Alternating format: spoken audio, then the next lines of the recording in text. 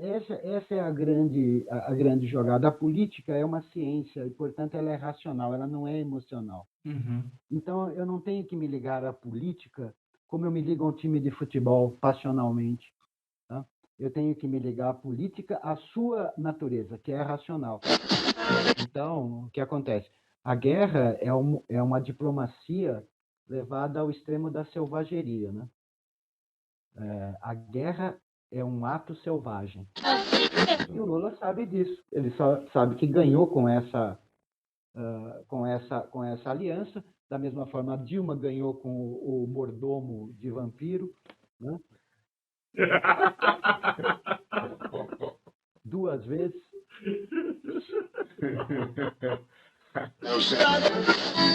Você, quando usa a mídia, você usa a mídia na sua forma mais simples. Qual é a forma mais simples? O bem e o mal, essa forma binária. Então, o que é o bem? O bem são aqueles que gritam contra a corrupção. Quem é o mal? É o acusado de corrupto. Não provado. Acusar é uma coisa, provar é outra. O Dória é o Bolsonaro com classe, Nossa. com etiqueta. Mas é isso mesmo. A vida social, gente, ela é composta de regras e é composta de objetivos. E o objetivo, tanto coletivo quanto de cada um de nós, todo mundo quer ser feliz.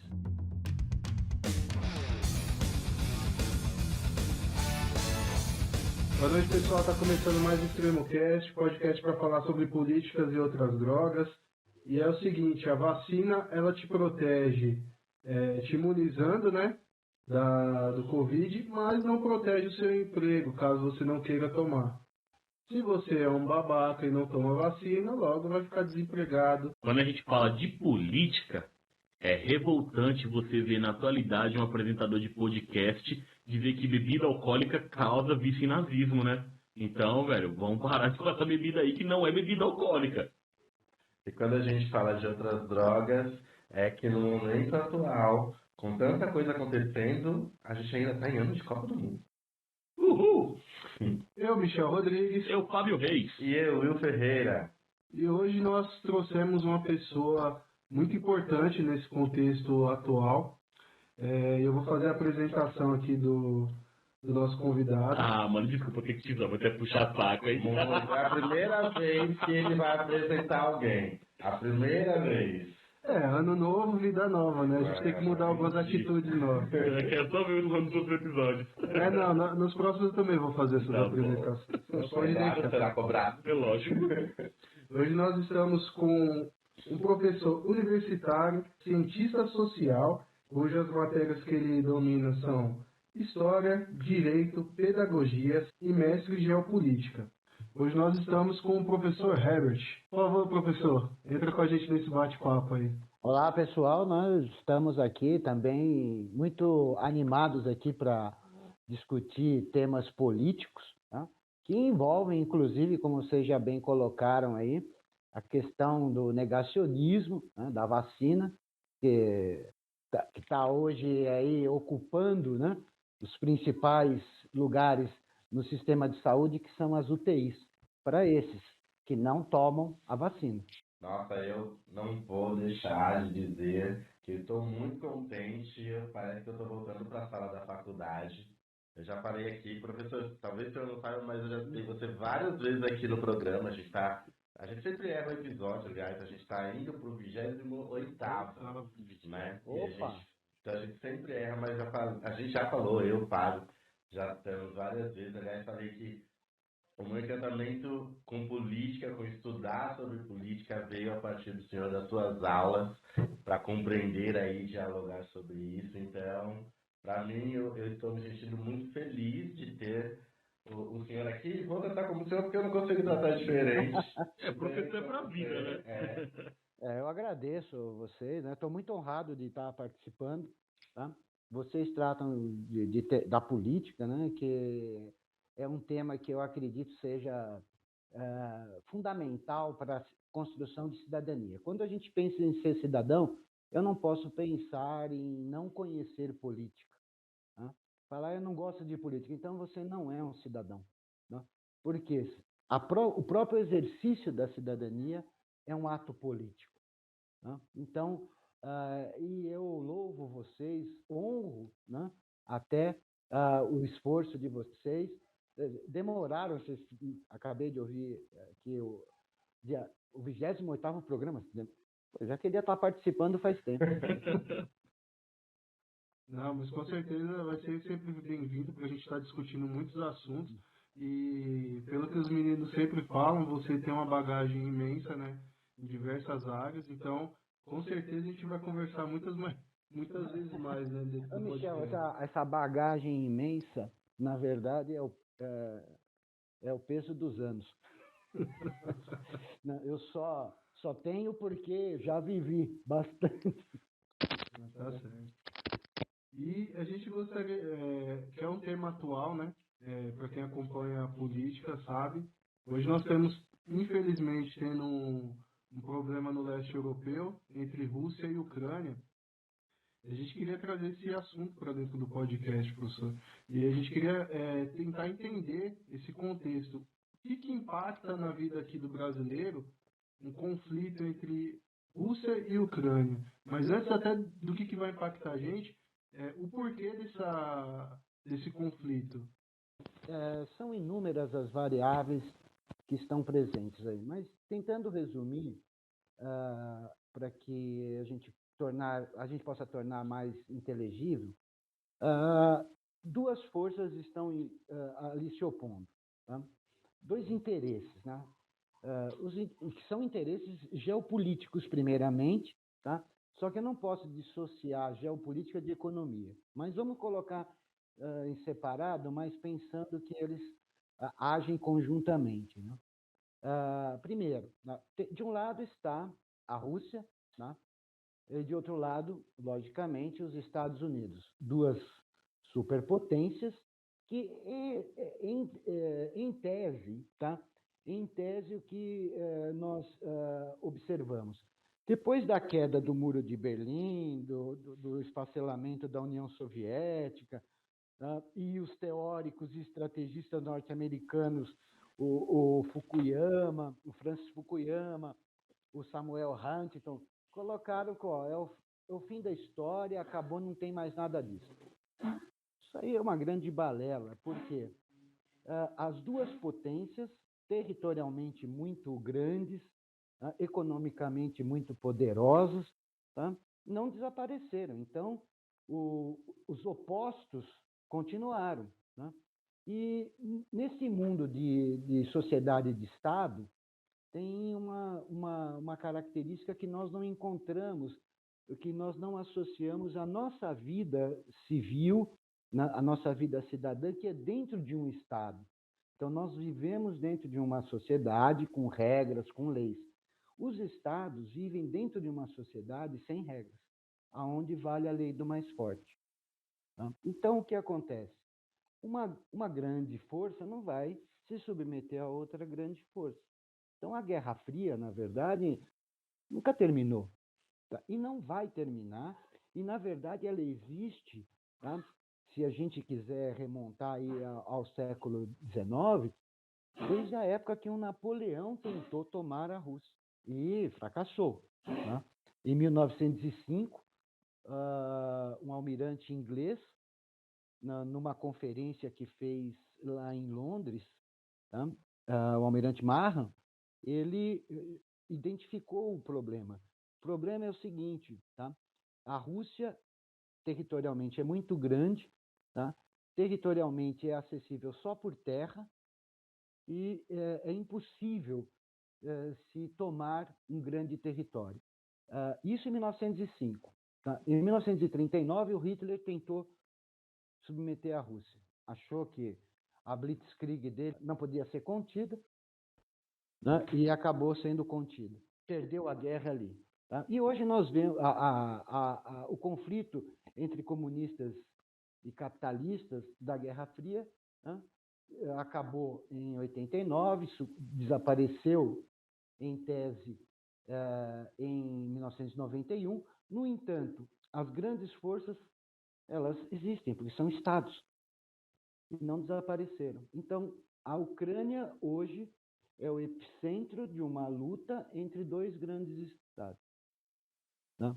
Então, o que é preciso saber? Nós temos o que é a Ucrânia, ex-membro da União Soviética, tá?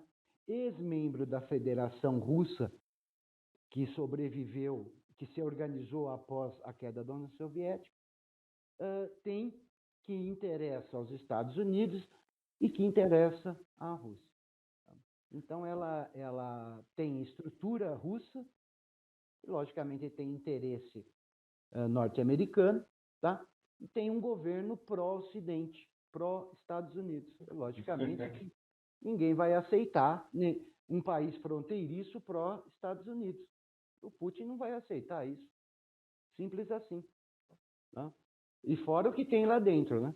Que é russo, de origem russa, de tecnologia russa, faz parte dos segredos estratégicos russos que estão lá dentro.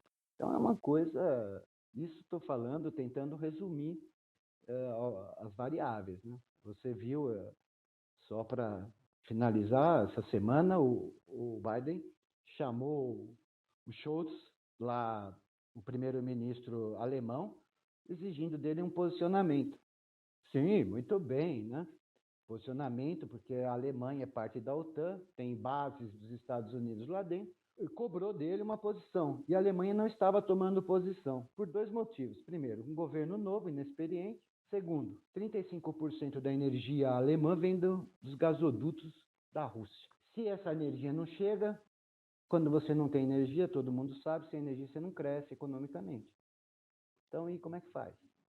Como é que vai se posicionar? Vou criticar? O Biden falou, eu não vou aprovar o funcionamento desse novo gasoduto. Falou isso para o primeiro-ministro da Alemanha. O problema é que ele, diferente da Merkel, mais experiente, ele não sabe ainda o que fazer, né? Está perdido ali. Né? Na verdade, deveria chamar a Merkel para ajudar, né? Na minha opinião. Porque ela conhece o Putin, né? Conhece muito bem a política norte-americana. Então, é uma questão, assim, vamos dizer, delicada, importante, que irá reverberar no mundo inteiro. Nossa, como diria o filósofo, o Brasil está lascado. Você veja, um aumento do custo de energia, tá? Faz com que parte dos recursos de uma economia sejam destinados para cobrir esses gastos. E, consequentemente, falta dinheiro para aquisição de bens. Simples assim, o comércio é o primeiro a perder. Sentir, né? E nós aqui né, longe, aí, a 10 mil quilômetros de distância, nós somos vendedores de produtos, de commodities. Nós vendemos. É o que nós temos para vender. Uma coisa que fica bem clara na minha cabeça é sempre aquela frase que você falava no curso, né? Que com todos os avanços a gente ainda continua tendo fazendão, né? Brasil continua sendo fazendão. E com a seguinte evolução: o agro é pop. O agro é tudo. Real. Agro, a indústria riqueza do Brasil. Não, você é burro, cara, que loucura. Como você é burro. É real, o agro é tudo. Não esquecendo também que a família Marinho é latifundiária, tá? É proprietária de fazendas, grandes fazendas no Brasil. Então, portanto, ela se beneficia de crédito agrícola, ela se beneficia de várias benesses da política agrícola brasileira. Agropecuária, a gente vê por aqui. Faz isso sem interesse nenhum, né? Com certeza. Com bondade. Bom, é verdadeiro ideal. Pensando nesse conflito todo que o mundo está de olho, né? A gente sempre pensa também como que discussões como essa chegam aqui na periferia, porque é de uma importância gigantesca, a gente sente os impactos, mas dificilmente chega aqui como que isso se constrói, né? E aí, nesse momento, a gente tem o nosso digníssimo presidente indo fazer uma visita, né, lá na Rússia, nesse momento, assim. Isso na mídia se tornou um grande ponto, né? Mas Na análise do senhor, qual a relevância dessa ida do Bolsonaro lá para a Rússia nesse momento? Se tem de fato esse grande impacto, ou se é só um idiota tomando atitudes idiotas, Gastando dinheiro público pra gastando viajar. dinheiro e tudo mais? Olha, Will, a política externa brasileira, tá, por tradição, sempre foi formulada pelo Itamaraty. Não vou fazer aqui críticas ao Itamaraty, né? Eu respeito muito a postura, né? Principalmente com alguns pontos com relação à não interferência na autonomia dos países, né? Essa posição idealista, né? Eu sou meio idealista, né? Quando eu penso em política externa, mas não sou totalmente, né? Também tem uma parte de realismo, é preciso entender o realismo. Tá? O Bolsonaro não tem experiência com política externa. Tá? O Bolsonaro ele trabalha na mente dele aquela ideia da Guerra Fria, capitalismo-comunismo. Você vê que vira e mexe, ele usa essa expressão comunista, né? Ele está vivendo ainda os anos 60, né? Aquele momento da ditadura militar mais endurecida, sabe? De Ô, caça professor, aos você acha comunistas. que isso é estratégia dele ou é burrice mesmo? Não, a estratégia, isso é burrice, mas Uma burrice estratégica. não, mas ele tem estratégia, tá? Ah, Ele tá. tem estratégia. A estratégia dele é criar factoides, porque uma política. Que factoides? Então é briga com jornalista, xinga tal coisa, ofende uma autoridade de um outro país, né, faz aquelas declarações bizarras lá na saída do Planalto. Isso é estratégia. Por quê? Porque ele não tem política. Tá? Ele precisa Ele não criar tem. medo, né? Não é só criar medo e que eu vejo. É estar no centro do discurso midiático. Uhum. Está aparecendo na mídia. Porque ele é tão medíocre quanto o George Bush Filho. Né? O George Bush Filho só ganhou espaço na mídia norte-americana quando do ataque às duas torres de Nova York. Porque ele era um inexpressivo. Né? Ele não tinha nem essa capacidade do Bolsonaro de criar factoides, né? De fazer declarações bizarras. E o Bolsonaro, ou os estrategistas do Bolsonaro, né, acreditam que essas declarações bizarras o levam para o centro das atenções e isso impede espaço de outros concorrentes políticos. Vai mantendo ele na mídia, tá? Dando a ele espaço na mídia, o que é importante para as eleições, tá, gente? Tá? Não esqueça disso. Você estar na mídia, senão você passa a ser esquecido. Ele não tem política social, não tem política econômica, não tem política de saúde, ele não tem política nenhuma. O que ele faz, o governo dele é um governo de capitalismo selvagem, que nós estamos vendo aí e sofrendo. Como que funciona esse capitalismo selvagem, pensando os dias atuais, né? O capitalismo selvagem é aquele capitalismo totalmente sem regra, tá? Que vale a lei do capital, a lei de quem tem dinheiro. Tá? O que se faz? Você retira todas as proteções sociais, como já vem sendo retirado desde o Temer. Tá? Tudo aquilo que protege os mais fracos tem que ser retirado, tá? Para que se possa aumentar, tá? A taxa de lucro, a taxa média de lucro do capital, né? Ou dos capitalistas. Tá? Então, uma ausência de política industrial, tá? Faz com que você empurre grande parte da população para o trabalho informal, trabalho sem vínculo. Né? Empurre parte desse pessoal para o trabalho agrícola, né? Que a agricultura é o que interessa. Né? Os grandes fazendeiros brasileiros, né? Tem muito, vocês sabem, esse discurso é colocado aí na mídia, né? Existe uma bancada ruralista. Por que existe uma bancada ruralista? Para defender os interesses dos grandes fazendeiros. Com certeza não é para defender o interesse dos trabalhadores rurais. Tá? que continuam trabalhando ali, grande parte deles, né, como trabalhavam os boias frias aqui no estado de São Paulo. Isso não desapareceu, não, gente. Isso aí simplesmente caiu no esquecimento, né? Porque uma coisa é você criar o direito, outra coisa é ele ser implantado, né, através de políticas que são fiscalizadas, né, constantemente. Sem fiscalização, ninguém faz nada, filho. Aqui é Brasil.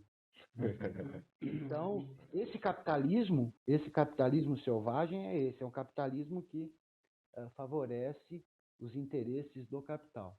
A questão, né, da Previdência, né, que até tentaram acabar totalmente aí para atender os interesses do Paulo Guedes, né, que ele é um investidor, né, de bancos, né, que oferecem previdência privada. Tentaram acabar aí, mas por sorte, nós tivemos sorte, não acabou totalmente, né? Mas você vê, eles vão mudando, eles vão tentando tirar todos os direitos, jogar a gente, como fizeram no Chile, né? Você viu que o que aconteceu no Chile, né, há uns anos atrás, até agora, com a eleição do Boric, né? Foi favorecida por isso. A retirada de proteção social. Você vai lá ver o velhinho lá, trabalhou a vida inteira, está lá recebendo muito menos que um salário mínimo, né, por conta dessa previdência privada que eles criaram, né, que os Chicago Boys criaram lá, ainda sob a proteção do Pinochet. Inclusive, você falando da questão do fazendão, nesse exato momento, os pequenos produtores aqui em São Paulo, mais precisamente, estão sendo sufocados, né? Porque com a alta das commodities, ou eles fazem negócios com as grandes corporações para incluir eles, ou então eles morrem de fome, né? Porque no interior de São Paulo mesmo está tendo muita reclamação disso, que não tem política para os pequenos produtores. Que aí, no caso, quando eles se veem no fim do poço, eles têm que vender a propriedade para a fazenda do lado, que já é gigantesca. Isso já tem um bom tempo acontecendo, né? Então, Michel, isso já aconteceu até no sul do Brasil, isso vem acontecendo, na verdade, desde a época dos militares, né? Grande parte do que é o Mato Grosso do Sul hoje, é de ex-proprietários de pequenas propriedades rurais. Tanto é que você vai no Mato Grosso, nos dois, tá? No Sul e no Mato Grosso, você vai ver lá um polvilhado de gaúchos lá. Esses gaúchos são os deserdados daquela política neoliberal dos militares, tá? Em que a pequena propriedade não tem política de proteção, não tem política, porque uma coisa é você chegar no banco com 10 quilômetros quadrados de terra, outra coisa é chegar no banco com 4, 5, 10 mil, 20 mil metros quadrados, que é o seu meio de sobrevivência, né? Da onde você tira o seu sustento e ganha um dinheirinho lá para poder adquirir outras coisas. Não tem política para essa gente, né? Nós tivemos políticas aí durante o governo Lula, né? Durante o governo do PT, umas políticas de proteção, mas elas foram todas desmanteladas, porque eles não estão nem aí. É só política que favorece a reprodução do capital. É passar a boiada, né? Sim. E nós vamos ficando, nós, os mais fragilizados, que dependemos de políticas redistributivas, não temos proteção nenhuma, estamos abandonados à nossa própria sorte. Você vê aí, a cidade de São Paulo é uma coisa humilhante, é ofensivo, degradante, e a quantidade de pessoas na rua. Que política que nós temos? Com certeza. O que a gente tem, na verdade, é uma necropolítica, né? Pensando nesse sistema de capitalismo selvagem. E eu estava pensando aqui comigo, né? Como é inescrupuloso essa ideia de capitalismo selvagem, porque eles ganham dinheiro de tudo que é forma. Porque nem com a pandemia, o quanto não aumentou o custo de caixões, de balas de cemitério. Meu, é absurdo. E é superfaturamento. Eles ganham até na pobreza, porque eles também superfaturaram o preço dos alimentos, e o povo que não tem condições, cara, tá morrendo de fome. Eles estão ganhando, estão lucrando com tudo isso. Sem contar a teologia da prosperidade. Sim. Que ainda quando a pessoa não tem nada, ela só tem a fé para recorrer, ainda assim, dentro desse capitalismo selvagem, dentro desse neoliberalismo, você tira, né? Usa também para lucrar também com a fé, que é às vezes o último resquício de esperança daquela pessoa. Assim. Também tem a questão, aí falando ainda de São Paulo, né? O governador ele pensa tanto em se eleger presidente que ele aumentou o ICMS dos medicamentos essenciais que são distribuídos nas farmácias populares, aumentou o ICMS sobre os EPIs, máscaras, tudo que é ventilador, tudo que é necessário para uma pessoa ter, e aumentou o ICMS dos carros, porque com a maioria das pessoas ficando desempregada, todo mundo estava correndo para os aplicativos de carro, né? Sim. Então, Que é a uberização, né? Isso. Que a gente fala. E hoje a gente está aí, tudo aumentado aqui no estado, no Brasil inteiro, tá? Mas a gente fala especificamente aqui de São Paulo, por conta disso. São políticos que criam pedágios para filtrar as pessoas que podem ou não podem ter acesso. E o pobre, consequentemente, acaba sendo mais prejudicado nisso tudo. E é quem dá lucro para eles, né? Exato. Em Lucro todos acima os de sentidos, tudo. na necessidade de consumo e no trabalho subvalorizado, né? Que é isso que se faz aqui. O Dória é o Bolsonaro com classe.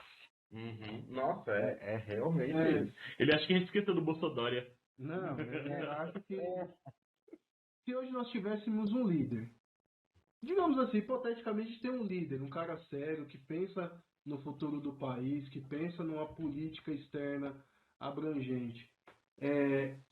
O que o Brasil deveria tomar de posicionamento nesse momento assim para o mundo? Porque eu vejo historicamente, se eu não me engano, em 2010, o Lula sentou com o Irã para conversar sobre a questão do armamento nuclear.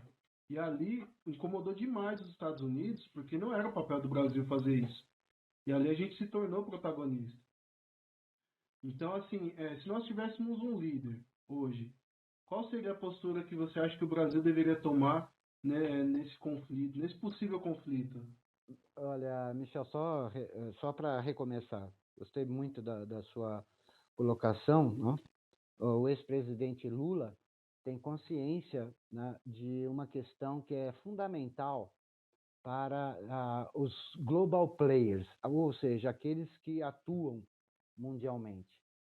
Todos os grandes países, né, ou as grandes potências que agem de forma global hoje em dia, com exceção da Alemanha, tá, têm grandes territórios. Você concorda comigo? Sim. Veja bem, você tem os Estados Unidos, né, com mais de 8 milhões de quilômetros quadrados, a China com mais de 8 milhões de quilômetros quadrados, a Rússia com 17 milhões de quilômetros quadrados, a Inglaterra atua globalmente por força do Canadá e da Austrália, que fazem parte do Commonwealth, tá? E o Brasil é o único grande território que não atua globalmente. Tá?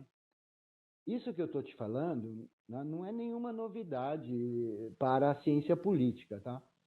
Tanto é que o Lula ele adotou essa postura porque ele era assessorado pelo André Singer, que é um professor de ciência política que conhece essas teorias, tá?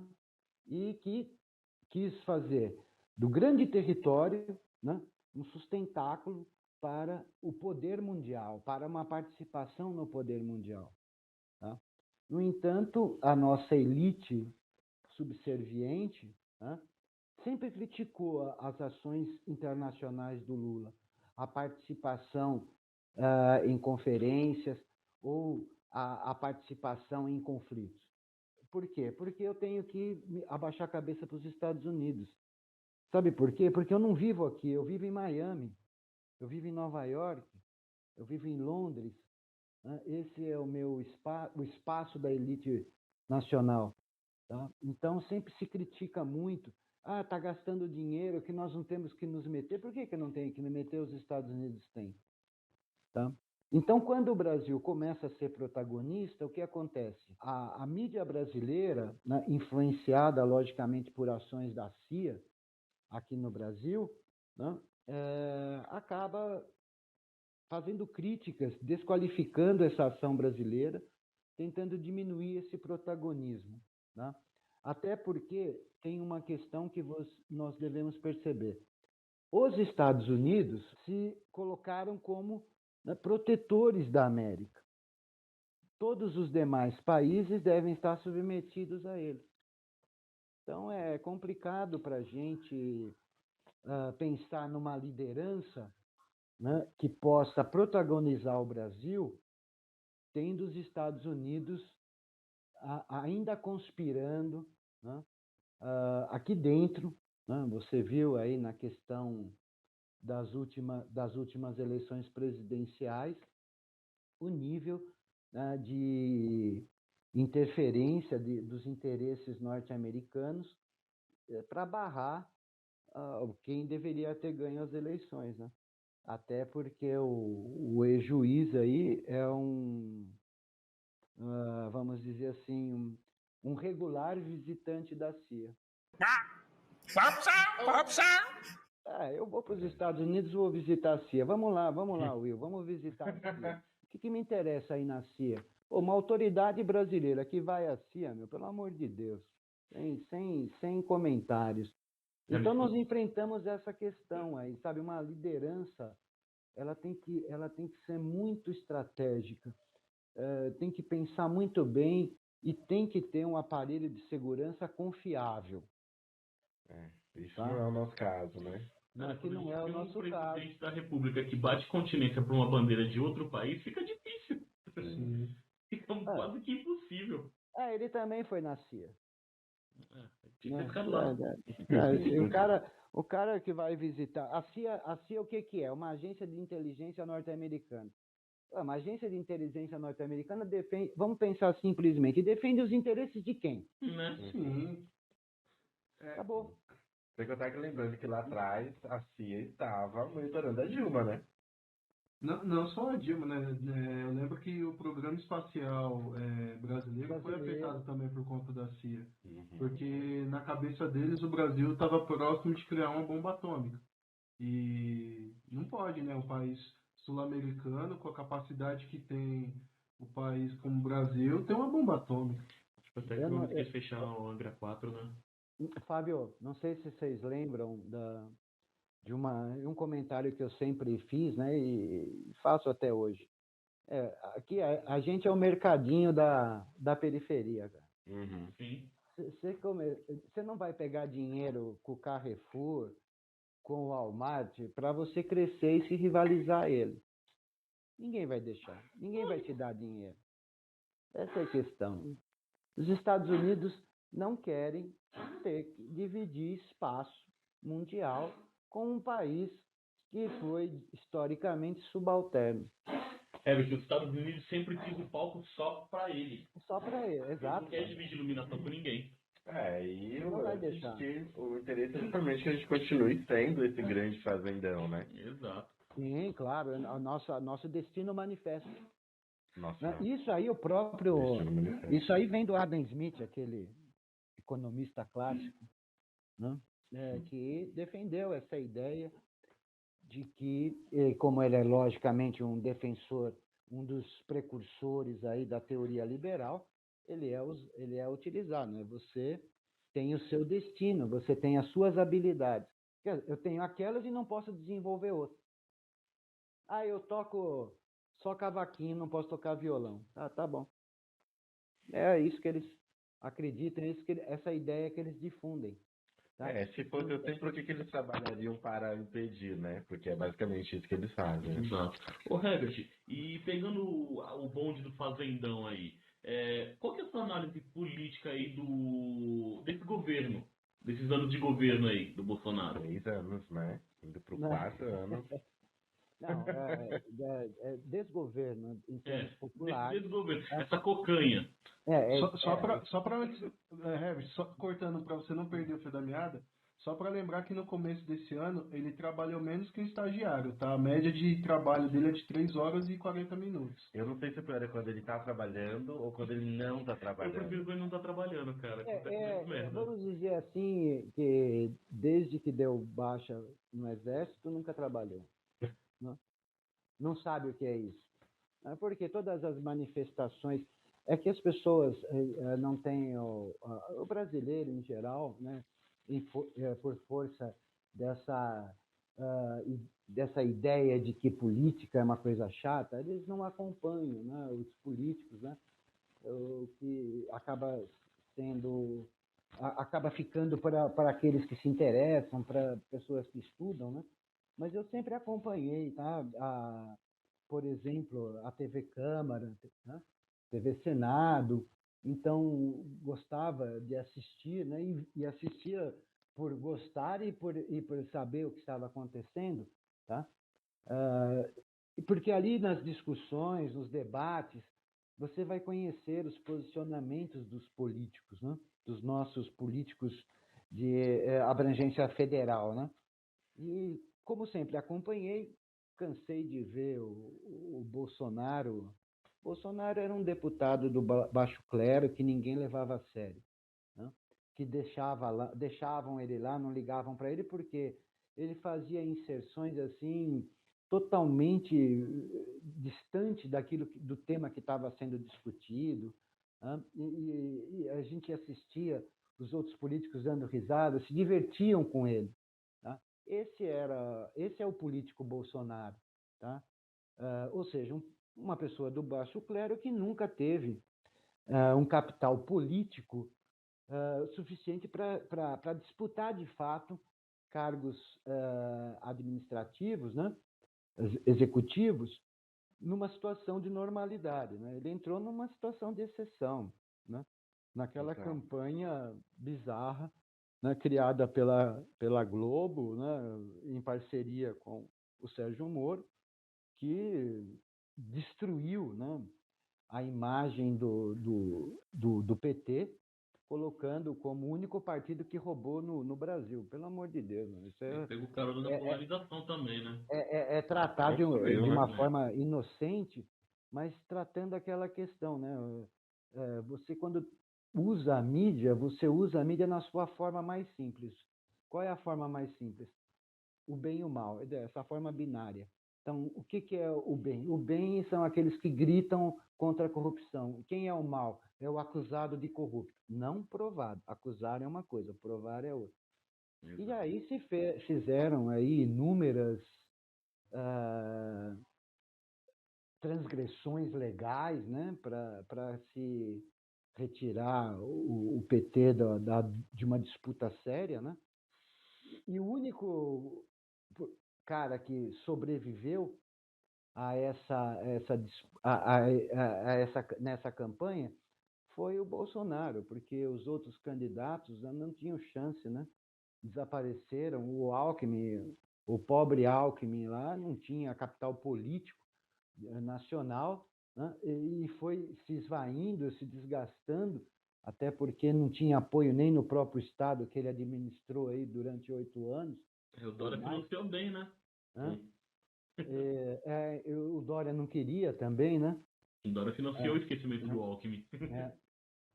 Então, o que acontece? O governo Bolsonaro é produto de uma situação de exceção,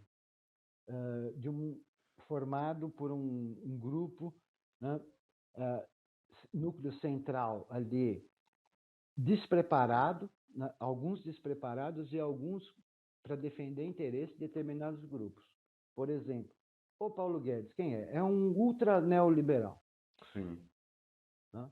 Sim. Esse é o cara. Tanto é que ele está lá há 3 anos e, que eu me lembre, não apresentou nenhuma política econômica, sendo ministro da Fazenda, que era a função dele, né? E entre outros ali, né? Então, é um governo que vai deixando o capital se reproduzir. Aí que eu falei, a estratégia é, como eu não faço nada, eu preciso criar factoides. Aí vem as bizarrices das declarações que o Bolsonaro dá, que ganham centralidade. Aí vem Já o que, frango com já que farofa. politicamente ele não Ah. ganha nada. Né? Ele babando farofa, é só coisa bizarra. Bizarro, né? E geralmente, de fato, né, essas bizarrices, desse nível de exagero, elas vêm em momentos muito estratégicos, né? Tem. Nós fizemos uma pesquisa, né, mais pontual, que seria até interessante fazer, das declarações mais bizarras dele. Por trás dessas declarações mais bizarras, nós podemos já afirmar, eu estou conjecturando, porque eu não fiz a pesquisa, mas por isso que eu estou falando que é preciso fazer.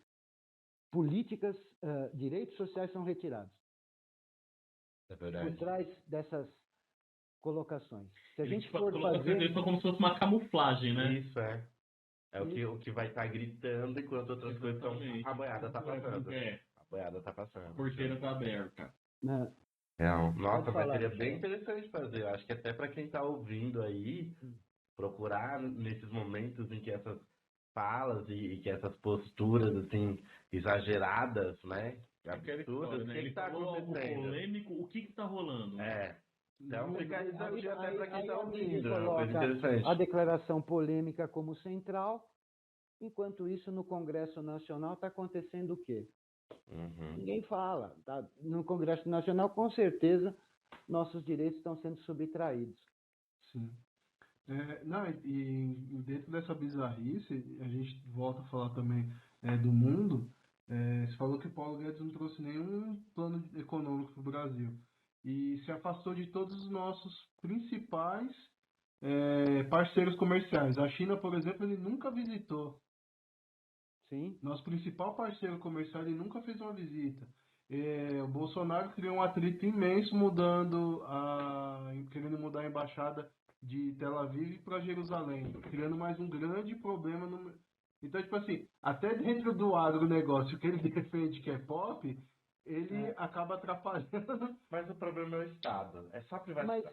Privatiza desculpa, tudo, Estado mínimo isso, e aí John Locke é isso, mas em questões de política externa, né, nessas questões dessas colocações, ele não tem a mínima noção de como isso se regula, tá? Tanto é que em alguns casos é lógico que declarações bizarras não vão interferir na acumulação do lucro dos grupos econômicos, tá? Eles estão nem aí para declaração bizarra. Deixa eu falar. O importante é que o lucro continue sendo reproduzido, tá? Essa é a ideia, tá? Não vou deixar de vender para Israel porque eu quero mudar a embaixada, porque a embaixada dos Estados Unidos é em Tel Aviv, então a minha tem que ser também. Essas bobagens.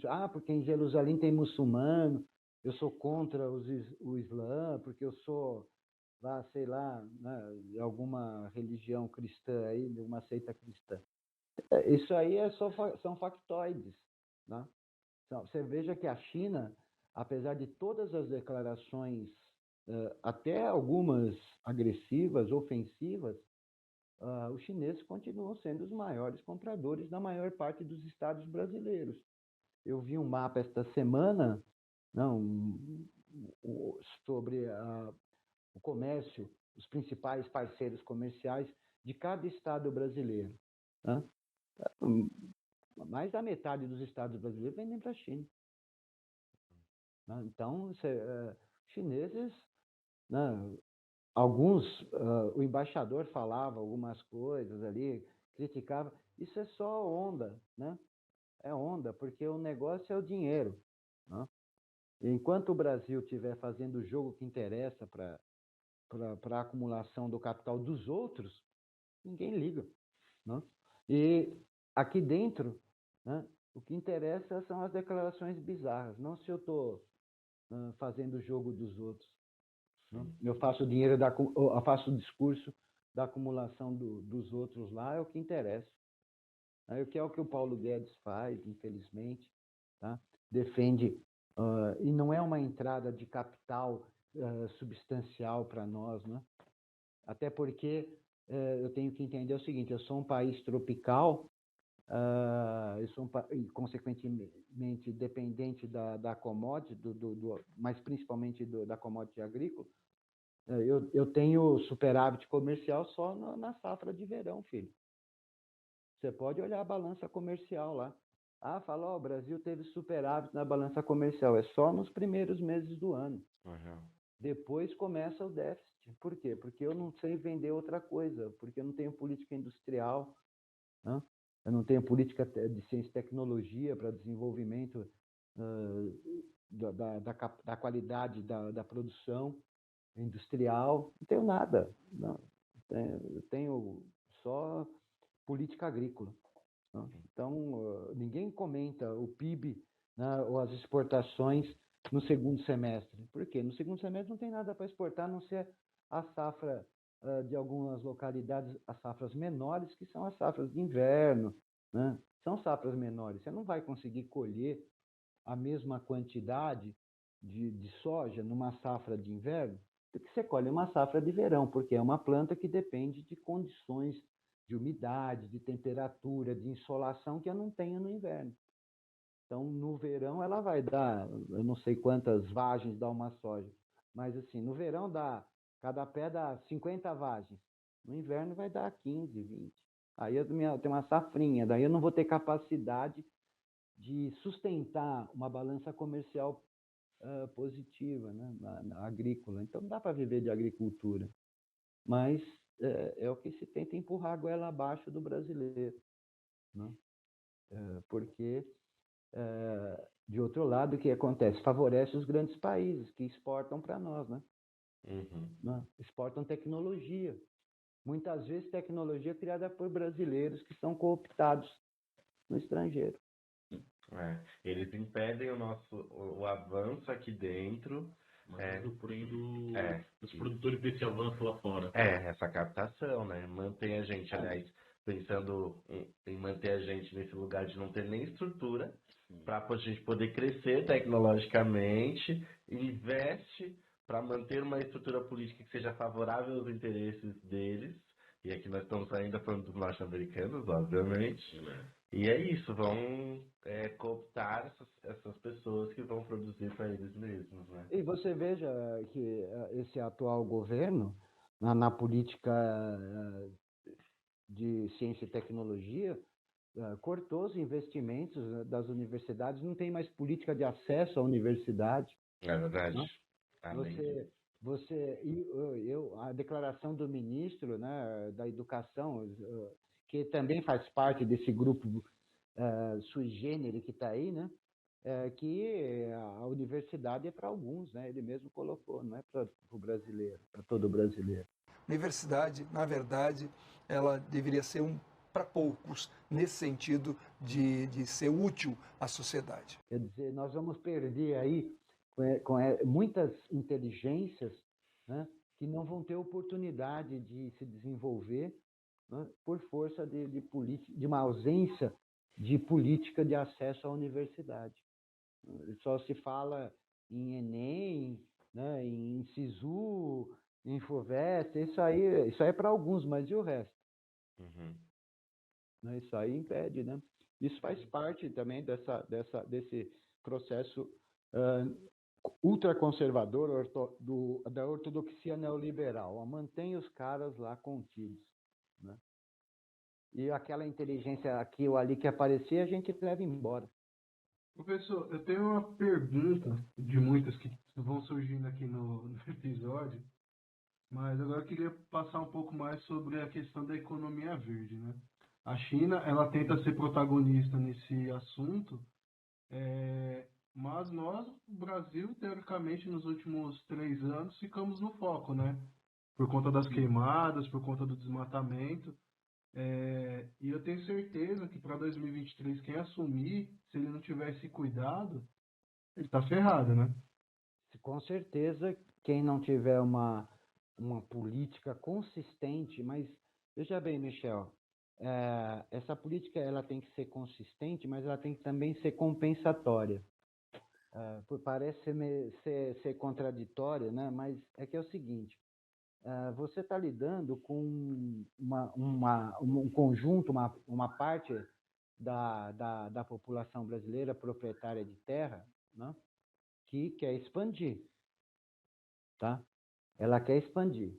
Ela quer o quê? Fazer pasto, né? Ela quer aumentar a produção agrícola, a produção pecuária. Ela quer aumentar, porque ela quer ganhar mais. Não é o suficiente que ela ganha, não é suficiente os subsídios que recebe, né? Ela quer ganhar mais, né?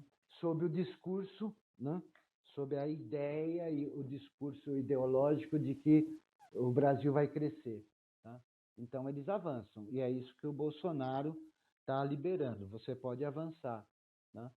Então, o novo governo, tá, vai ter que lidar com essa fome, com essa ganância desses produtores rurais, tá? E, de outro lado, né, garantir a preservação do meio ambiente, né? Isso vamos dizer, é meio difícil de você conciliar isso, tá? E A gente recuperar, né, lida, professor? a gente Recuperar. lida no Brasil com uma, aí o Fábio até colocou, né? Aqui é meio necropolítica mesmo, tá? Aqui se resolve as coisas de uma forma violenta, né? Então é bastante temerário. Não sei se o novo governo, o governo diferente dessa ideologia que está aí, nós esperamos, tá? Vai ter condições de fazer esse enfrentamento logo de cara, tá? Porque é muito perigoso, inclusive, né? Tenho muito medo por conta dessa histórica violência, né, que nós encontramos quando se mexe com esses interesses, né? Então, a gente espera uma política, mas tem que esperar uma política mais lenta, né? Não se vai poder cobrar políticas imediatas, porque é preciso estratégia, é preciso conhecer aquele momento que o campo está vivendo, que o meio ambiente, quais são os impactos que ele está sofrendo, para lentamente se fechar o cerco, né? Tem que ser bastante estrategista.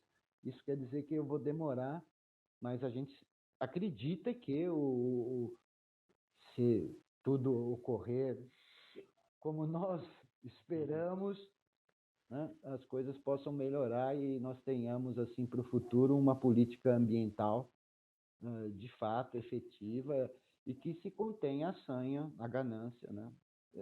Com outras compensações, né? Lógico, você tem que compensar. Política é isso, é o toma lá da cá. Não existe, ninguém está ali só por ideologia. Só por amor, né? Nem boa parte não pensa no Brasil como sociedade, como a gente gostaria que pensasse, que nós somos uma sociedade e nós devemos trabalhar juntos, cooperar para que todos cresçamos e não apenas meia dúzia. Não é isso que a gente vê no momento, né? Mas nós vimos aí, há alguns anos atrás, aí com os governos do PT, né? Nós tivemos uma ilusão, mas também pudemos experimentar uma política de que, ó, vamos crescer todos. Só que o preconceito não deixou, né? Infelizmente, né? Professor, no nosso primeiro episódio, quando a gente voltou esse ano, né? Eu trouxe aqui nas considerações iniciais a importância de quem acompanha a gente, né? Não se isentar esse ano de eleição, porque às vezes isso também faz uma grande diferença lá nas urnas, né? Eu queria saber um pouquinho do senhor, a sua expectativa para esse ano político aí, aqui no Brasil. Bom, Fábio, eu estou esperando, né? Bom, ainda está muito longe, tanto ainda faltam aí 9 meses. Em termos políticos, isso aí é um oceano de distância assim, intercontinental, tá? Muita coisa pode acontecer. A projeção que eu fizer agora, daqui a um mês, ela vai mudar porque inúmeros fatos podem ocorrer, né? Existem inúmeras forças também agindo, né? Com interesses, grupos de interesses agindo, né? Que estão aí fazendo política, então as coisas podem ir mudando, né? Mas eu espero, dentro de uma situação de estabilidade, o que não vai acontecer, isso aí seria o ideal, né?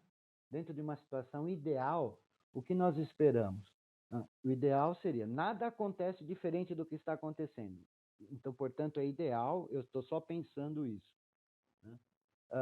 O ideal vai acontecer, nós vamos ter a retirada desse governo ortodoxo, liberal, neoliberal, até porque nenhum governo neoliberal ultraconservador consegue sustentar mais do que um mandato, dada a selvageria com que ele age, tá?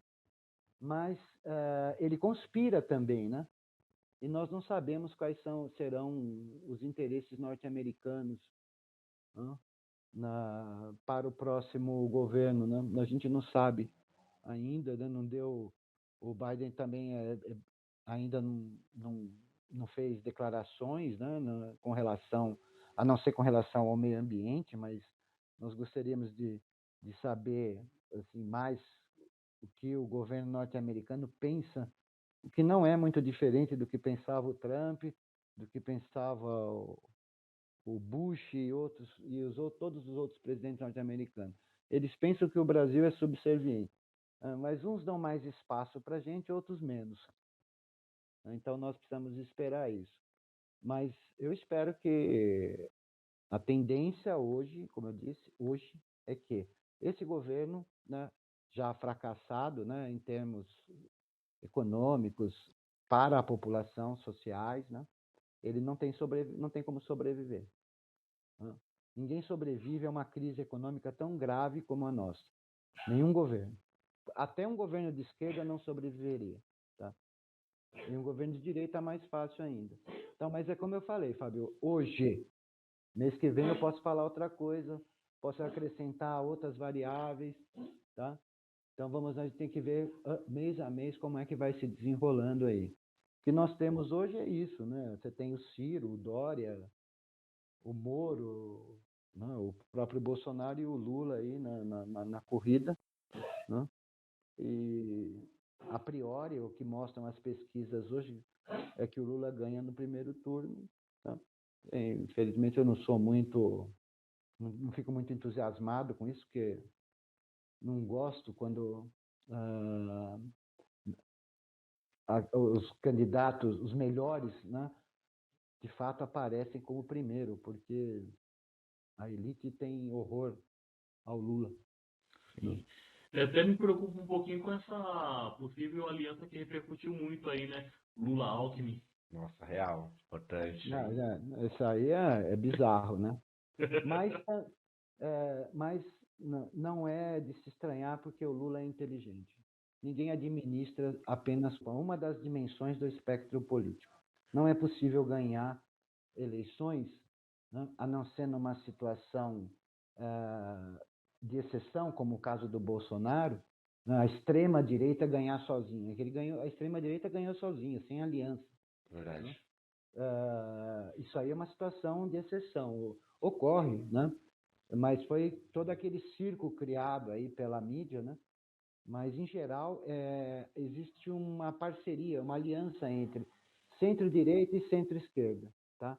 O Lula, quando ganhou, enquanto ele caminhou sozinho, somente pela esquerda, vocês vão observar, ele ganhava com os 30% do eleitorado que é de esquerda no Brasil, que tem posição política, na verdade.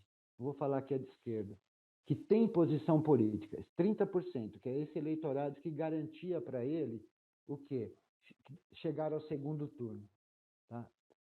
Enquanto ele esteve sozinho, ele não passou desses 30%. Não ganhou. Né? Contra toda a campanha, lógico, também da mídia, né?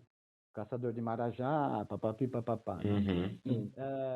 Quando ele fez aliança com José de Alencar, que era de centro, né? Um grande industrial, né? Mineiro, né? Portanto, fez uma aliança com o capital, aí ele ganhou. Ele sabe disso. Então, ele tem que buscar o Alckmin, embora seja de direita, ele nem sabe, ele varia, né? Ele é meio camaleão, né? Ele fica transitando entre a direita e o centro, o Alckmin. E a ideia, acho que, do Lula é cooptar esse pessoal de centro aí, nessa parte mais de centro do PSDB, né? Menos direitista, conservadora, né? Então a ideia é isso, é pegar esses votos do centro e levar, né, e construir um governo de centro-esquerda. Ele sabe disso, que se ele se aliar ao Ciro, ele não vai conseguir nada. Uhum. Né? O Porque próprio Ciro tá minando ele, né? mas o Ciro sabe, porque ele não tem como fazer aliança com o Lula. Porque o Ciro também tem um posicionamento de esquerda. Então, a esquerda sozinha não ganha, e o Ciro sabe disso porque ele é estudado. O Ciro, ele é super preparado, ele é um cara muito bem informado, e ele conhece muito bem a dinâmica da política. Ele sabe, o inimigo dele é o Lula. Por quê? Porque eles estão no mesmo espectro, na mesma posição do espectro político. Então, a aliança entre eles não resulta em ganho nenhum. Ainda assim, é disputa de poder, né? Né? Então, fora esses maniqueísmos, né? Essas vaidades todas, né? Que tem, né, do poder. Mas nós pensamos em termos eleitorais. Uhum. Não dá para você ganhar somente com uma dimensão numa situação de normalidade, que é o que nós estamos vivendo aqui. Né? Uma situação de normalidade qual é? O governo fracassado, né? Indutor de uma enorme crise econômica, não tem condições de sobreviver. O que vai acontecer? Ou sai uma aliança de centro-direita ou uma aliança de centro-esquerda. Não vai sair um governo de extrema-direita como saiu na eleição passada. Tá? Não vai sair um governo de uma aliança de centro-direita ou de centro-esquerda. E o Lula sabe disso. Ele só sabe que ganhou com essa aliança. Da mesma forma, a Dilma ganhou com o mordomo de vampiro. 2 vezes. Mordomo de vampiro foi ótimo. Não é o que ele parece. Porque ele é de centro, né? Sim. Aquele golpista, né? É. Ele é um golpista, ele foi um golpista, um traidor, né? Fez o jogo, né? Na verdade mudou de lado, né? Mudou para a direita. Ele saiu da aliança de centro-esquerda e foi para a aliança de centro-direita. Foi o que ele fez. Só que o que ele fez não foi num processo eleitoral, foi durante um governo, por isso ele é um traidor. Uhum. Um cara inconfiável. Embora você não possa confiar, né, nunca, né, no centro. Porque o centro, ele vai conforme, né, os interesses do momento. O centro mesmo agora ele já tá com o Lula junto, né? Porque Sim. sabe que para ele é mais vantajoso tá aliado já ao Lula, sabendo que o Bolsonaro não tem chance de se reeleger. A extrema-direita está desgastada, né? A extrema-direita, essa ausência total de políticas, né? Uhum. Esse laissez-faire do governo Bolsonaro aí, ele perdeu total credibilidade, não tem apoio de nada em lugar nenhum, em nenhum canto do Brasil. Tá? Então ele já está acabado. Ele tem aqueles seguidores desses comportamentos extravagantes do Bolsonaro. Os seguidores do Bolsonaro. Então, mas ele tem um percentual. Ele tem. Por quê? Porque esse comportamento bizarro dá a ele um carisma, né? E pessoas que o admiram por esse comportamento, que ele transmite, você vai ter isso. Isso aí faz parte do carisma. Tá? Só que o carisma dele não é suficiente para garantir para ele um percentual razoável. Ele não vai nem para o segundo turno. E sem contar as coisas absurdas que ele já fez, que é no momento em que ele estava lá escondidinho, no meio de tantos outros, sendo ridicularizado só dentro é uma coisa. Ele se colocando no lugar de presidente, né? Ele está se colocando diretamente em evidência, né? É lógico. Então. Ele tem um problema sério aí, né? É lógico que por trás dele tem um contingente enorme de militares que estão tirando vantagens, né, do Estado brasileiro, né, com duplos salários, por exemplo. Né? É lógico que essa é uma outra variável que a gente pode analisar numa outra oportunidade. Isso me preocupa muito, né? Porque, historicamente, não só no Brasil, na América Latina, essa facção do Estado brasileiro, que deveria ser uma facção obediente, legalista, ela é extremamente legalista, sempre dado a grande quantidade de golpes de Estado que eles promoveram na América Latina. Eles não têm uma tradição muito confiável, são pessoas suspeitas, né? E esse povo que está aí hoje, então, é muito pior. Pior que os clássicos aí da Escola Superior de Guerra aí, que, né, Everardo, esqueci o nome do cara agora. Bom, além Golbery Coupe Silva, Meira Matos, né, entre outros aí, os caras que a gente podia, pelo menos eles faziam o discurso, você conhecia o cara, eles eram mais autênticos, né? E tinham uma proposta política e defendiam essa proposta política. Os atuais aí não sabem nem o que é uma proposta política, infelizmente. Não é à toa que a gente vê eles disputando com o Centrão, né? Me assusta muito a formação, né, desses militares aí, o pensamento deles, né, como eles são totalmente despreparados geopoliticamente, né? E, além disso, né, muito pouco nacionalistas, o que contradiz a tradição, né, dos maiores geopolíticos, que eram todos militares, no caso brasileiro, infelizmente. E para os nossos ouvintes entenderem, né, nós estávamos conversando com o Herbert nos bastidores, né, o professor, e ele se propôs a nos conceder a sua sapiência, né, digamos assim, compartilhar com a gente todo esse conhecimento. E nós vamos ter uma coluna do professor Herbert mensal aqui dentro do Extremo Cast. Ele vai estar nos ajudando aí a entender toda essa questão, tanto da geopolítica quanto a política nacional, essa questão, principalmente para a gente que está aqui na borda, como a gente sempre fala, né, na trincheira, lutando pelo pão de cada dia. Ele vai dar para a gente essa aula do porquê das coisas, né? Por que o aumento de favelas, o porquê esse combate à pobreza, que na verdade seria para tirar o povo da pobreza, mas não, é para colocar cada vez mais dentro da pobreza. Vou matar o pobre. Exatamente, né? Então vai ser uma honra recebê-lo aqui, professor. Você tem espaço aqui com a gente e muito obrigado por estar dividindo, né, toda essa bagagem, né? Como você disse, é muito tempo, né, vivido. Então, a gente agradece muito. A minha mala tá cheia, já viu, Michel? Mas ainda cabem mais livros lá, viu? Ainda cabe mais, até o fim cabe. Eu que agradeço, Michel e o Fábio, o convite, né? Gostei muito da ideia de vocês. Apoio incondicionalmente.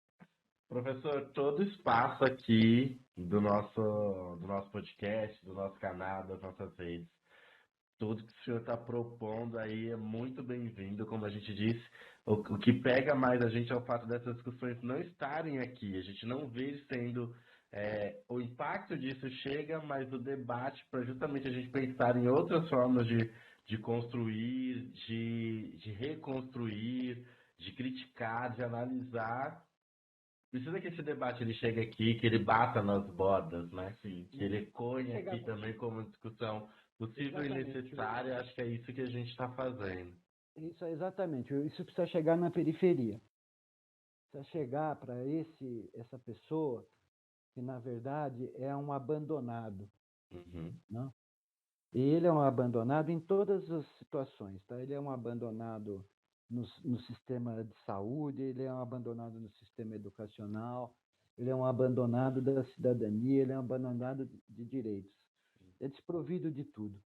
E ele só vai passar a ser um ator e deixar de ser um espectador, né, quando ele puder pensar e entender como é que funciona. Tá? Isso só é possível na medida que se procure conversar, né, de uma forma simples com eles, né, para que eles possam ir desenvolvendo e se vendo, né, como ator e não como espectador. E a gente acaba enxergando aqui no Extremo Cast justamente isso como uma missão, né? A gente discute política no território justamente no intuito de desestigmatizar, para fazer o pessoal entender que política é acessível para discussão, sim, que as pessoas podem se apropriar, sim, e que é importante, só que de forma leve. Porque é isso, a mídia coloca com uma dificuldade que não existe, que é possível sim discutir política, conversar política e que o debate ele é importante. E que essa discussão ela não Claramente. pode aparecer só no momento em que começa anúncio lá na Exatamente, mídia. não, é todo o tempo, É o porque tempo tudo todo. é política. O tempo todo a gente tem que estar E discutindo. política é tudo. É isso. Né? Nossa, acho que Política deu é para tudo. entender por que que a gente se apaixonou por debater política, né? Como eu falei, eu sim, falando por mim, mas é porque o Fábio a gente conversa bastante. Sim. Repetindo de novo, Herbert foi nosso professor. E de verdade, gente, é apaixonante você começar a discutir, porque é uma expansão do nosso próprio olhar, de entender, aliás, é o que a gente fala de. A gente sabe que está doendo, mas a gente vai identificando onde que está a dor, né? Sim. Acho que entender sobre política é isso. E conversando com o Herbert, assim, a gente consegue ter uma aula, debater e ao mesmo tempo ser um processo gostoso de descoberta. E para nossa felicidade, para a felicidade de todo mundo que está aí, a gente vai ter o Herbert aqui todo mês e eu estou muito feliz. As teorias ajudam bastante a gente a pensar a política, né? E a entender e a não se envolver emocionalmente. Que essa é a grande jogada. A política é uma ciência e, portanto, ela é racional, ela não é emocional. Então, eu não tenho que me ligar à política como eu me ligo a um time de futebol passionalmente. Tá? Eu tenho que me ligar à política, à sua natureza, que é racional. Todo mundo que chega no espaço político, no campo político, chega com interesses. E, portanto, ele é racional. Ele não chega não que não ocorra. Você sabe que toda regra tem exceção. Então, eu vou encontrar um Suplicy, por exemplo, tá? Uma pessoa ultra idealista, tá? Que também não precisou lutar pela sobrevivência dele, né? Vamos aproveitar para fazer uma pequena crítica, né? Nunca precisou lutar pela sobrevivência dele, mas que encampa essa defesa, né? E não vai com interesses pessoais. Mas, em geral, a política é um campo racional. Então, quanto menos emoção a gente levar para ela, né, mais você vai entender e mais você vai agir de forma correta dentro desse campo. Né? E também não vai ficar nervoso, né, com Bolsonaro, com Dória, com Ciro Gomes, com Lula. Você não vai ficar nervoso com ninguém. Você vai entender as ações. Entenda o que eles fazem. Quais são os interesses ali que estão por trás. E isso deixa a gente, assim, você não corre risco de ter um infarto, vamos dizer assim. Deixa eu passar que eu te conheço, hein? Você se considera uma pessoa de coragem? Acorda, menina, porque viver em si já é um ato de uma senhora coragem. Hoje eu estava relendo até por umas questões de trabalho, um livro que para mim eu consulto ele todo ano, e foi uma coisa que eu preciso levar isso para o episódio de hoje, que diz assim: o Brasil precisa ser dirigido por uma pessoa que já passou fome. A fome também é professora. Quem passa fome aprende a pensar no próximo e nas crianças. Carolina Maria de Jesus. E eu acho importante trazer a Carolina aqui porque tem muito a ver com o que a gente está vivendo. Em breve, durante uma luta também aqui em Parelheiros, dos coletivos, nós teremos a Carolina homenageada com uma estátua na Praça de Parelheiros, que é onde tem a maior concentração de pessoas passando. Então, trazer a Carolina eu acho que é muito importante para esse momento em que a gente está pensando tudo que a gente tem vivido aí. Arrepiou. Tá certo. Nós passamos momentos muito difíceis aí, né? Aviltantes, inclusive, né? Que ofendem a humanidade, a nossa condição humana, né? e ofendem a uma sociedade também. Na minha visão, né? A vida social, gente, ela é composta, tá, de regras e é composta de objetivos.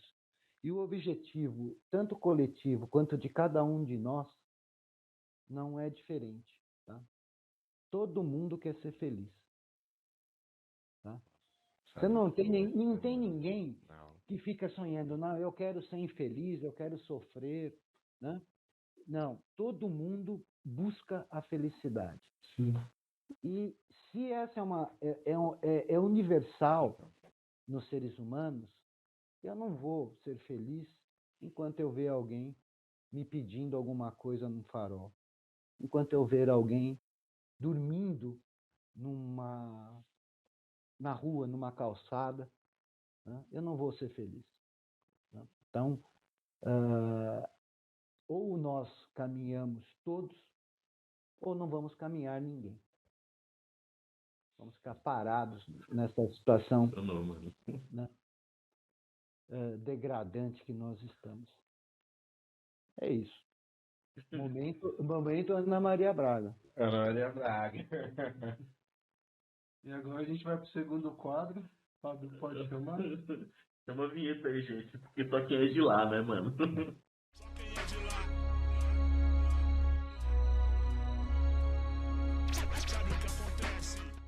Eu gostaria de indicar um filme que eu acho assim, fundamental para você entender a ação desses neoliberais, desse ultraconservadorismo, desse ortodoxia neoliberal, que é um filme francês. Senão, eu não tenho certeza, preciso rever. Tá? Eu, inclusive, assisti no YouTube um filme francês chamado Le Capital. Todo mundo anotando. Todo mundo gostou da aula. É um filme francês muito interessante que mostra os agentes do sistema financeiro mundial, como é que eles agem. Tá? Então dá para e como eles pensam, né? Como é que eles agem profissionalmente, como é que eles agem politicamente, como é que eles agem socialmente. Gostaria de recomendar, porque ele é de fácil entendimento e quem não entender pode mandar a pergunta para a gente aí, nós teremos o maior prazer em esclarecer, comentar. Sim, e também, se não tiver, a gente vai atrás, a gente disponibiliza link, a gente sobe no Drive aí, para quem quiser acessar, a gente vai colocar aí nas nossas redes. Então, mesmo estando ou não no YouTube, a gente vai dar um jeito de disponibilizar. E é tranquilo, é bem gostoso de assistir, não é nada assim muito sombrio, pesado, não, ele é bem dinâmico, tá interessante. Maravilha. Não gosto de indicar filmes pesados, porque isso é de escolha pessoal. Uhum. E aí, gente, o que vocês têm para indicar hoje? Bom, eu já indiquei essa série no ano passado, né, em outro episódio, mas devido ao assunto está bombando, né, que é a questão do nazismo, eu quero indicar os grandes momentos da Segunda Guerra Mundial. É um documentário que foi lançado em 2019 e ele traz em cores, cores mais vivas, né? Ele foi Remasterizado. Isso.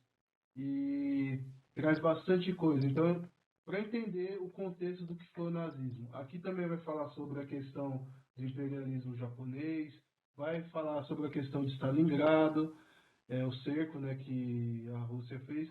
Então, assim, para não ficar falando bobagem na internet sobre o retorno do nazismo, porque se até hoje tem pessoas que têm dúvida que foi um regime totalitário, que tinha como único intuito acabar com um povo inteiro,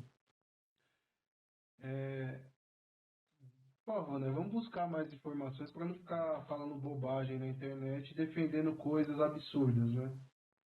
E é essa série que eu indico para vocês. É o mínimo, né? É o mínimo. O problema é quando a pessoa não se situa, né, e defende, né? Feito aquele deputado lá, né? Ele No nazismo, ele seria um excluído. É isso que as pessoas não entendem. Né? Não dá para entender, né? Hum, As pessoas se vinculam a ideias sem conhecê-las, né? Isso é próprio da modernidade, dessa pós-modernidade. As coisas são muito pueris, né? Você só lê a manchete. Então, eu acho legal você recomendar documentários, tá? Eu gosto muito de assistir, acho importante, né? Porque são cenas sempre reais. Então, e a narrativa, geralmente, é muito histórica, né? Então, mas com aquele compromisso com o próprio documento visual, né? Que transmite para nós ali, né, a possibilidade de ver de fato o que aconteceu, ou seja, é a história. Não é a história, é a história, que é isso que nos interessa. Tem uma parte do documentário também que retrata que todo mundo só fala da crueldade dos nazistas, que é evidente, claro, mas também mostra a questão dos Estados Unidos. Eles também não foram os salvadores da pátria dentro do processo, né? Não. Guerra então é importante deixar isso claro também. É que as pessoas têm uma ideia de guerra de Hollywood, né? Então, o que acontece? A guerra é uma diplomacia levada ao extremo da selvageria, né? A guerra é um ato selvagem. Então, ali não tem regra. Né? Por mais que você queira colocar regras na guerra, não tem. Por quê? Você leva o indivíduo ao limite da sobrevivência. Ou como Marx diria, né, no caso da miséria, né, a gente só consegue manter a condição humana, né, até um determinado limite, né, que eu possa sobreviver, que eu possa ter acesso à comida. Abaixo daquilo, acabou toda a condição humana. É o mesmo estado de guerra. Você chegou num ponto em que você perdeu a sua humanidade. É questionar Rousseau, né? Bom, vamos lá. Eu vou indicar então, como eu já iniciei aqui, eu vou indicar mais uma vez Carolina Maria de Jesus. Eu acho que é um momento, como eu disse, eu recorro a Carolina todo ano, porque todo ano eu reencontro uma série de coisas para pensar os efeitos da política, mas também você está falando de uma catadora de papel que pensava a política, sabe? Questionava, que conhecia as figuras políticas e ao mesmo tempo falava de todos os impactos de tudo isso e também que trazia propostas. Isso é que é o mais incrível, assim. Ou seja, a valorização de uma grande pensadora, sabe? Já falei, cara, Carolina Maria de Jesus devia ter colocado no lugar de livros didáticos dentro da escola. Sim. Essa é uma cidadã, né? Sim. Plena. Independe daquilo que você faça para sobreviver. Exato. Né? Você pode até fazer porque gosta, porque acha mais conveniente. Não se desqualifica um cidadão pela atividade profissional. Exato. Mas se qualifica, né, pelas suas ideias, pelas suas colocações, que é isso que vale. Nesse caso, altamente uma cidadã plena, né? E tem que ser respeitada por isso. Leiam Carolina Maria de Jesus. Mano, com tanta indicação fantástica, assim, fica até difícil conseguir indicar alguma coisa, porque hoje só veio pedreira, meu. Tá, eu tô com duas indicações hoje. Uma, ela acho que vai representar um pouquinho esse bate-papo que a gente teve aqui hoje. E a outra é representando uma parte do nosso programa, porque, como a gente sempre fala, é sobre política e outras drogas. Tem que ter um alívio. Exato. Tem que ter um alívio. E eu vou trazer um documentário também, que eu vi no período de faculdade com o professor César Sampaio, que também é um outro que é excelente e, se possível, eu queria ter ele aqui um dia com a gente também para estar debatendo, né? Com certeza. Que é o documentário Nós que Aqui Estamos, Por Vós Esperamos. Ele está disponível no YouTube e ele é um pincelado de imagens, da fotografia e música que ele mostra a evolução desde a época da Revolução Industrial mostrando o período de queda de bolsa, a primeira, a primeira e a segunda guerra mundial, ele dá uma pincelada. Então ele mostra um pouquinho para entender como é que é essa evolução da humanidade nessa época de história contemporânea, né? Eu acho que é um documentário que, meu, eu assisto ele pelo menos umas 2 vezes no ano. Você assiste nunca mais sai da cabeça, né? Não, nunca mais, Nunca cara. mais sai da cabeça. As músicas que tem ali são fantásticas. É bem... E o Quebra-Gelo é um anime e eu estou finalizando, mas eu estou impressionado com a qualidade dele de imagem. Ele tá bem popular aí, que é o Kimetsu no Yaiba, né? Muita gente conhece ele como Demon Slayer. Eu comecei a ver agora. E gente, E vou assistir hoje. que lutas fantásticas tem nessa segunda temporada. Eu não vou dar spoiler, não. Logo mais, se vocês quiserem spoiler, vocês podem estar acompanhando aí o nosso quadro Extremo Nerd, né? Que vem aí semana que vem. Aí vocês vão encontrar bastante spoiler. Mas por enquanto, a minha recomendação é assistam, vocês não vão se arrepender.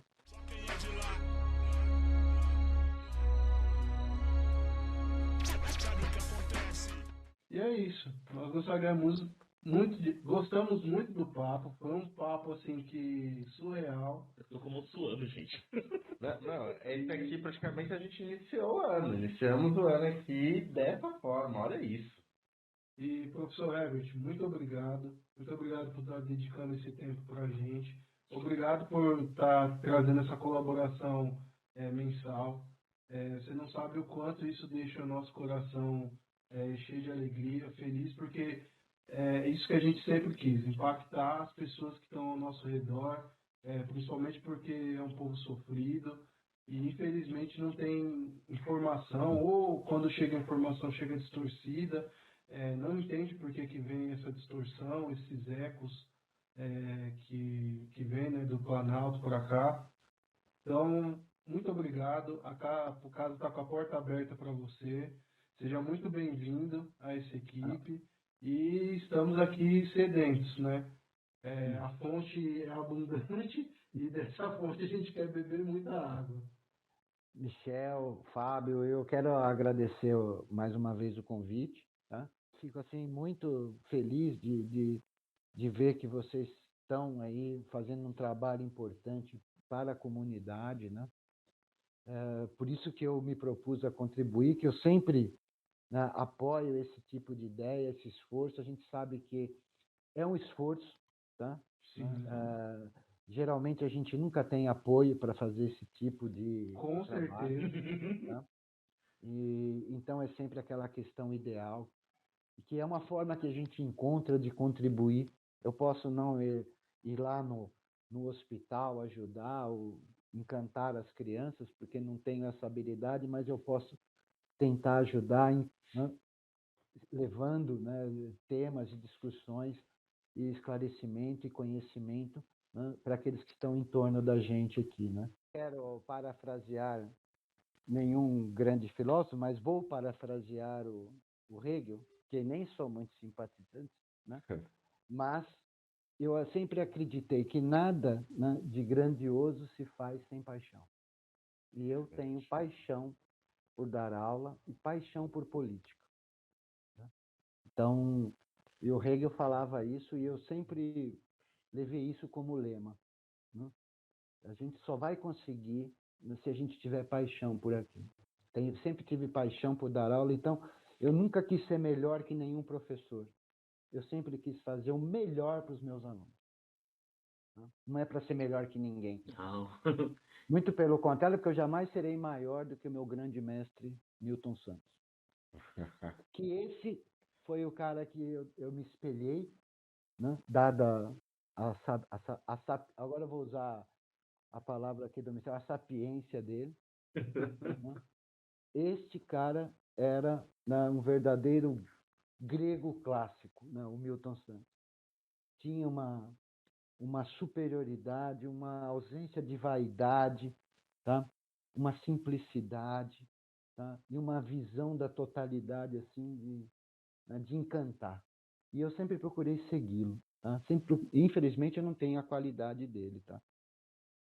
Mas a gente só de tentar seguir, a gente sempre acaba reproduzindo um pouco, né, dele, né? Um pouco que ele deixou para mim, né? Que eu tive a sorte, né, de ter deixado para mim. Então, por isso eu aproveito esse momento para honrá-lo. Né? Com muita emoção, inclusive, que eu fico até emocionado de pensar nele. Mensalmente estarei aqui. Isso, é isso que eu gosto. É quando a pessoa ela fala, eu vou estar aqui. Então é isso, pessoal. Muito obrigado por estar acompanhando a gente. Não esqueça de seguir a gente nas nossas redes sociais, Facebook, Spotify, Google Podcast, Instagram. Como a gente disse, nós estamos com a roupagem nova, nós estamos com integrantes novos. Então vai vir muita coisa, muita novidade. Deixe suas perguntas, compartilha e até o próximo episódio. Beijo, tchau, tchau. Tchau. Globo, a gente se liga em você.